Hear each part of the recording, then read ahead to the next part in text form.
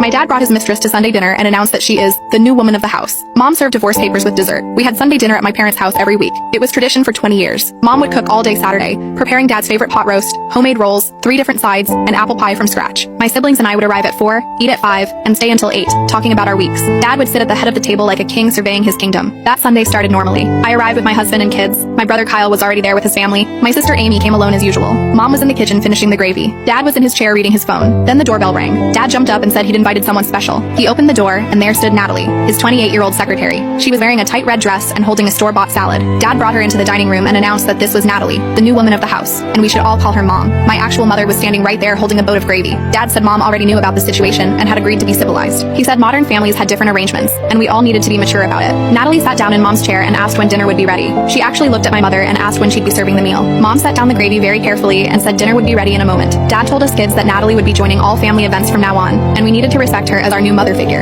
Kyle asked if they were getting divorced. Dad said that wasn't necessary. They could all be adults about this arrangement. Amy asked what arrangement exactly. Dad said he loved both women and they'd agreed to share. Mom hadn't said a single word of agreement. Natalie started talking about how she wanted to redecorate the house because it looked dated. She pointed at Mom's china cabinet and said it needed to go. She said the whole place screamed middle-aged depression. Then she looked at us and said she couldn't wait to be our fun young mom who understood our generation better. She was 2 years younger than me. My kids asked why Grandpa's friend was calling herself Grandma. Natalie said children adapt quickly, and they'd learn to love her more than their real grandma, because she'd buy them better presents. She actually said that in front of my mother. Mom went back to the kitchen and returned with the pot roast. She served everyone, including Natalie. Dad smiled and said see how well this was working already. He praised Mom for being so understanding and evolved. He said most women would make a scene, but Mom knew her place in the new family dynamic. That's when Mom went back to the kitchen again. She returned with dessert, which was weird because we hadn't eaten dinner yet. She placed a piece of apple pie in front of each person. On top of Dad's pie was an envelope. He asked what it was. Mom said it was just some paperwork he needed to sign. Dad opened it thinking it was probably bills or something. It was divorce papers. Mom had already signed them. She'd been planning this for weeks. Turns out she knew about Natalie for 6 months. She'd hired a private investigator, documented everything, and met with a lawyer. Dad had bought Natalie jewelry with joint funds. He'd taken her on trips he'd claimed were business. He'd promoted her twice for no reason except their relationship. Mom had copies of everything. The best part was the house. Dad always bragged that the house was in his name only because he bought it before marriage. What he didn't know was that Grandma had left Mom an inheritance 2 years ago, and Mom had paid off the mortgage in full. The house was paid for with her money, which meant she owned it regardless of whose name was on the deed. Her lawyer had already filed the paperwork. She told Dad and Natalie to leave immediately, or she'd call the police for trespassing. Dad said she couldn't be serious. Mom pulled out her phone and started dialing. Natalie grabbed her store-bought salad and ran to her car. Dad tried to take some of the pot roast, but Mom said that was for family only. He said he was family.